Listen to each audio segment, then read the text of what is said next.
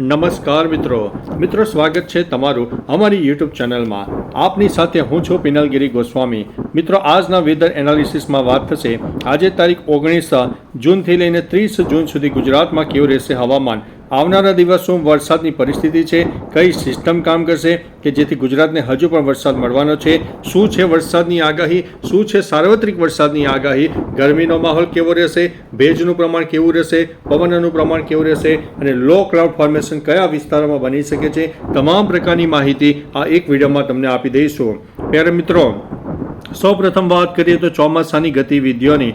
અત્યારે ચોમાસું કહી શકાય કે ભારતના અંદાજિત 70% વિસ્તારને આવરી લીધું છે, એટલે એક રાહતના સમાચાર છે કે ચોમાસું આપણું ઘણું બધું લેટ ચાલતું હતું, પરંતુ તેણે એવી રફતાર પકડી છે કે ભારતના 70%થી વધુ વિસ્તારોને આવરી લીધું છે, જેમાં સમગ્ર ગુજરાતનો સમાવેશ થઈ જાય છે। રાજસ્થાનના પણ 50% વિસ્તારમાં ચોમાસાએ એન્ટ્રી કરી લીધી છે, એટલે આનંદના અને એક રાહતના સમાચાર છે। ઉત્તર ભારતમાં પણ ચોમાસું આગામી 4 થી 5 દિવસમાં સક્રિય થઈ જાય તેવી સંભાવના છે। હવે મિત્રો જ્યારે ચોમાસાએ ધીમે ધીમે આગળ વધી રહ્યું છે ત્યારે ગુજરાતમાં શું રહેશે વરસાદની ગતિવિધિઓ તેના ઉપર નજર નાખીએ તો આજે તારીખ મિત્રો થઈ ગઈ છે 19 જૂન। તો 19 જૂનના રોજ કયા વિસ્તારોમાં રેડ એલર્ટ છે અને કયા જિલ્લામાં વધુ વરસાદ થઈ શકે છે એની આપણે માહિતી આપી દઈશું। પ્રથમ મિત્રો રેડ એલર્ટની વાત કરી દઈએ તો સાબરકાંઠાના અનેક વિસ્તારો હોય, અરવલ્લી હોય, ઉપરાંત મહીસાગર હોય અને દાહોદના પણ અનેક વિસ્તારમાં રેડ એલર્ટ છે, જ્યારે આણંદ જિલ્લામાં પણ રેડ એલર્ટ છે, ઉપરાંત ભરૂચ હોય, સુરત, તાપી, ડાંગ, નવસારી અને વલસાડના પણ અનેક વિસ્તારમાં રેડ એલર્ટ છે, ભાવનગરમાં પણ રેડ એલર્ટ આપવામાં આવ્યું છે। એટલે મિત્રો આ બધા વિસ્તારો છે એમાં 1 થી લઈને 8 ઇંચ કરતાં પણ વધારે વરસાદ કોઈ વિસ્તારમાં થઈ જાય તેવી શક્યતા છે, કારણ કે લો ક્લાઉડ ફોર્મેશન એટલું બધું મજબૂત છે આ બધા વિસ્તારોમાં કે જે તે વિસ્તારમાં મેઘતાંડવ થઈ જાય તેવી સંભાવના છે। બીજી તરફ મિત્રો થંડરસ્ટોર્મ એક્ટિવિટી જોવા મળશે, વીજળી પણ ભયંકર થશે, એટલે થોડા સાવચેત રહેજો, એલર્ટ રહેજો, કારણ કે આ વખતે વીજળી પડવાના ચાન્સીસ વધારે દેખાઈ રહ્યા છે। બીજી તરફ મિત્રો ઓરેન્જ એલર્ટની વાત કરી દે તો ઓરેન્જ એલર્ટ ઘણા બધા વિસ્તારોમાં છે, જેમાં ખાસ કરીને બનાસકાંઠા, પાટણ, મહેસાણા ઉપરાંત અમદાવાદ, ગાંધીનગર, ખેડા, પંચમહાલ, વડોદરા, છોટાઉદેપુર, નર્મદા સહિતના અનેક વિસ્તારમાં ઓરેન્જ એલર્ટ છે, જ્યારે મોરબી, સુરેન્દ્રનગર, જામનગર, રાજકોટ, બોટાદ, અમરેલી, ગીર સોમનાથ હોય અનેક વિસ્તારમાં ઓરેન્જ એલર્ટ છે અને સમગ્ર કચ્છમાં પણ ઓરેન્જ એલર્ટ આપવામાં આવ્યું છે।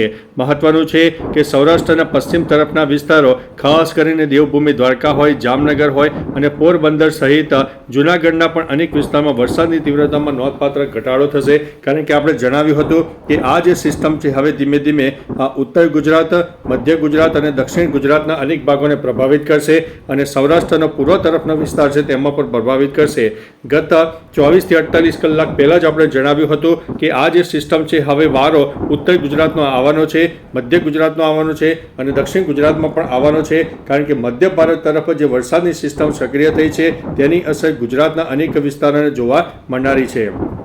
હવે મિત્રો તારીખ પ્રમાણે હવામાન વિભાગે જે વોર્નિંગ આપી છે તેની આપણે માહિતી જણાવી દઈશું। ખાસ કરીને આપણે ગુજરાત રિજિયનની વોર્નિંગની વાત કરીએ તો ખાસ કરીને ઉત્તર ગુજરાત હોય, મધ્ય ગુજરાત હોય અને દક્ષિણ ગુજરાતના અનેક વિસ્તારમાં ક્યાં અને કઈ તારીખે વરસાદ પડી શકે છે। તો મિત્રો 19 જૂનની વાત કરીએ તો આજે હેવી રેન થઈ શકે છે, 20 જૂને પણ હેવી રેન થઈ શકે છે, 21 જૂને પણ હેવી રેન થઈ શકે છે। ત્યારે મિત્રો આ બધી જે આગાહી છે એ 22 જૂનની છે।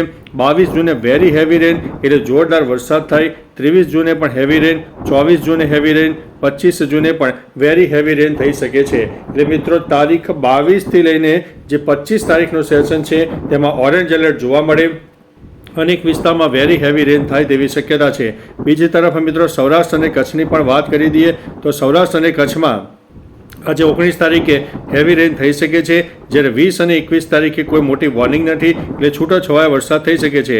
22 તારીખે હેવી રેન થાય, 23 તારીખે હેવી રેન થાય, 24 તારીખે પણ હેવી રેન થાય અને 25 તારીખે પણ હેવી રેન થવાની શક્યતા રહેલી છે। મિત્રો આ હવામાન વિભાગ દ્વારા એક વેધર ચાર્ટના એનાલિસિસના આધારે આ તમને માહિતી આપી છે। ત્યારે મિત્રો બીજી તરફ ઇન્ફ્રારેડના માધ્યમથી પણ તમે જોઈ શકો છો કે ગુજરાત અને તેની આસપાસના વિસ્તારમાં ભયંકર વરસાદની સિસ્ટમ સક્રિય થઈ છે, જેના ભાગરૂપે થઈને ગુજરાતમાં એક સાર્વત્રિક વરસાદનો માહોલ સર્જાઈ ગયો છે. તમે જોઈ શકો છો કે લો ક્લાઉડ એટલા બધા જોરદાર છે કે ગુજરાતમાં એક સાર્વત્રિક વરસાદનો માહોલ છવાઈ જશે. બીજી તરફ મિત્રો અરબી સમુદ્રમાં પણ વરસાદની સિસ્ટમ સક્રિય થઈ છે. બંગાળની ખાડીમાં પણ વરસાદની સિસ્ટમ સક્રિય થઈને આગળ વધી રહી છે અને પૂર્વ તરફના વિસ્તારોને અસર કરશે અને આગામી દિવસોમાં મધ્ય ભારતમાં તે એક્ટિવ થઈ જશે, જેના લીધે થઈને ગુજરાતના ઉત્તર અને પૂર્વ તરફના વિસ્તારો પ્રભાવિત થશે. એટલે આપણે જણાવ્યું કે ઉત્તર ગુજરાત, મધ્ય ગુજરાત અને દક્ષિણ ગુજરાતના અનેક ભાગોમાં આગામી દિવસોમાં હેવીથી હેવી રેન થાય તેવી શક્યતા છે, જેમાં 1 ઇંચથી લઈને 10 ઇંચ કરતાં પણ વધારે વરસાદ થાય તેવી શક્યતા દેખાઈ રહી છે. હવે મિત્રો અન્ય વેધર ચાર્ટના આધારે તમને સમજાવવાનો પ્રયત્ન કરીશું. હવે મિત્રો વેધર ચાર્ટના અનુસંધાનમાં તમે જોઈ શકો છો કે આગામી 12 કલાકમાં ગુજરાતમાં વરસાદની શક્યતા કેવી છે. ભલે અહીંયા આગળ વરસાદની સિસ્ટમ ના દેખાય, પરંતુ જે મધ્ય ભારત તરફ એક્ટિવ થયેલી વરસાદની સિસ્ટમ અને અરબી સમુદ્રની વરસાદની સિસ્ટમ ગુજરાતને ખૂબ જ અસર કરવાની છે.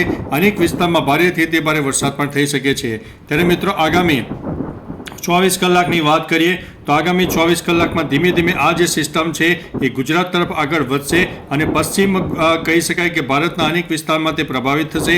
અનેક વિસ્તારમાં મેઘતાંડવ થાય તેવી શક્યતા છે. ત્યારે આગામી 2 દિવસની પણ વાત કરી દઈએ તો આગામી 2 દિવસ ફરીથી આ જે સિસ્ટમ છે પોતાનું રૌદ્ર સ્વરૂપ ધારણ કરશે. દક્ષિણ ગુજરાતથી લઈને કેરળ સુધી વરસાદની ટફ રેખા સર્જાશે. એટલે ગુજરાતને ચારે તરફથી સિસ્ટમોની અસર થવાની છે.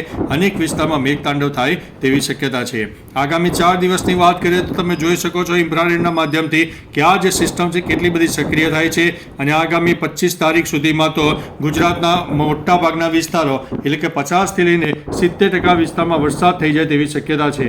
ત્યારે આગામી 8 દિવસનું વેધર એનાલિસિસ જોઈએ તો આગામી 8 દિવસમાં પણ ઉત્તર ભારત હોય, પૂર્વ ભારત હોય, દક્ષિણ ભારત અને પશ્ચિમ ભારતના મોટા ભાગના વિસ્તારોમાં વરસાદ થાય અને આગામી 8 દિવસમાં ચોમાસું 100% ભારતમાં એક્ટિવ થઈ જાય તેવી શક્યતા છે. કારણ કે અત્યારે ચોમાસું ફક્ત કહી શકાય કે 70 થી 80% વિસ્તારને આવરી લીધું છે. આ જે વિસ્તારો બાકી રહી ગયેલા વિસ્તારો છે તેમાં પણ આગામી 8 દિવસમાં ચોમાસું સક્રિય થાય તેવી સંભાવના દેખાઈ રહી છે. હવે મિત્રો તારીખ પ્રમાણે પણ તમને આગાહીની વાત કરીએ તો આજે તારીખ 19 તારીખ છે. 19 તારીખનું તમે એનાલિસિસ જોઈ શકો છો. ત્યારબાદ મિત્રો 20 તારીખનું તમે જોશો તો 20 તારીખે પણ વરસાદની શક્યતા વધુ છે. 21 તારીખે પણ વરસાદની શક્યતા દેખાશે. 22 તારીખે પણ વરસાદની શક્યતા રહેવાની છે. 23 તારીખે પણ વરસાદની શક્યતા જોરદાર રહેવાની છે. 24 તારીખે પણ ગુજરાતમાં વરસાદની શક્યતા રહેશે. 25 તારીખે પણ જોઈ શકો છો કે દક્ષિણ ગુજરાત સહિત અનેક વિસ્તારમાં વરસાદની શક્યતા. 26 તારીખે પણ વરસાદની શક્યતા. 27 તારીખે પણ શક્યતા. 28 તારીખ, 29 તારીખ, 30 તારીખ, 1 જુલાઈ, 2 જુલાઈ અને 3 જુલાઈની આસપાસ પણ ગુજરાતના અનેક વિસ્તારમાં વરસાદની શક્યતા રહેલી છે. એટલે મેઘતાંડવ તો આપણને કહી શકાય કે 3 જુલાઈ સુધી તો મળવાનું છે. ત્યારબાદનું જે અપડેટ હશે તમને વિડીયોના માધ્યમથી તમને આપતા રહીશું. હવે મિત્રો તારીખ પ્રમાણે તમે જોશો તો આજે તારીખ 19 જૂન થઈ ગઈ છે. તો આજે સેટેલાઇટ બેઝના માધ્યમથી મિત્રો વરસાદ નહીં દેખાય, પરંતુ આપણે જે જિલ્લામાં રેડ એલર્ટ તમને આપ્યું છે તે જિલ્લામાં 1 થી લઈને 8 ઇંચ કરતાં પણ વધારે વરસાદ થાય તેવી સંભાવના છે. ત્યારબાદ મિત્રો તારીખ 20 તારીખનો સેટેલાઇટ ઇમેજ જોશો તો મધ્ય ભારત ખાસ કરીને તેમાં એક્ટિવ થાય, જેમાં ઉત્તર ભારત સહિત મધ્ય ભારતના પણ અનેક જિલ્લાઓ પ્રભાવિત થાય અને તેની અસર ગુજરાતના અનેક ભાગોને જોવા મળશે. અને આપણે અગાઉ માહિતી આપી તે પ્રમાણે ઉત્તર ગુજરાત હોય, મધ્ય ગુજરાત, દક્ષિણ ગુજરાતના અનેક ભાગોમાં વરસાદની શક્યતા. કચ્છમાં પણ વધતા ઓછા પ્રમાણમાં વરસાદ તો મળવાનો છે. એટલે કચ્છના મિત્રોએ નિરાશ થવાની જરૂર નથી. કચ્છમાં પણ એક સાર્વત્રિક વરસાદનો માહોલ સર્જાશે. ભલે સેટેલાઇટ બેઝના માધ્યમથી તમને લો ક્લાઉડ ફોર્મેશન કે વરસાદની શક્યતા ન દેખાય, પરંતુ કચ્છના પણ અનેક વિસ્તારમાં ભારેથી તે ભારે વરસાદ થઈ શકે તેવી શક્યતા છે. કારણ કે અરબી સમુદ્રના ભયંકર ભેજવાળા પવનો અને લો ક્લાઉડ ફોર્મેશન સમગ્ર ગુજરાતમાં છવાઈ ગયું છે. એટલે સમગ્ર ગુજરાતને એક વરસાદી માહોલ મળવાનો છે. એટલે કચ્છના મિત્રો હોય, ઉત્તર ગુજરાતના મિત્રો હોય, જે જિલ્લામાં હજુ વરસાદ નથી થયો તે જિલ્લામાં પણ હવે ધીમે ધીમે વરસાદની શરૂઆત થઈ જશે. અને આગામી 3 જુલાઈ સુધીમાં તો ગુજરાતમાં સાર્વત્રિક વરસાદ મળે અને ચોમાસાનો જે વરસાદ આપણે ધાર્યો છે કે 104%થી વધુ વરસાદ એટલે કે સામાન્ય કરતાં વધુ વરસાદ થાય તેવી શક્યતા છે. જેના ભાગરૂપે થઈને આગામી 3 જુલાઈ સુધીમાં તો ગુજરાતમાં કહી શકાય કે જે ચોમાસાનો વરસાદ છે એ 15થી લઈને 20% સુધીનો વરસાદ આપણને મળી જાય તેવી શક્યતા દેખાઈ રહી છે. એકંદરે મિત્રો ચોમાસું ખૂબ જ સારું રહેવાનું છે. ઘણા જિલ્લામાં ઘણી વખત થોડો ઘણો વધુ વરસાદ થઈ જતો હોય, નુકસાની પણ થાય, પરંતુ મિત્રો આ કુદરતના હાથમાં છે, એમાં આપણે કશું કરી શકતા નથી. બીજી તરફ મિત્રો લો ક્લાઉડ ફોર્મેશનના આધારે જણાવીએ તો રાજસ્થાન પણ એક્ટિવ થઈ જશે.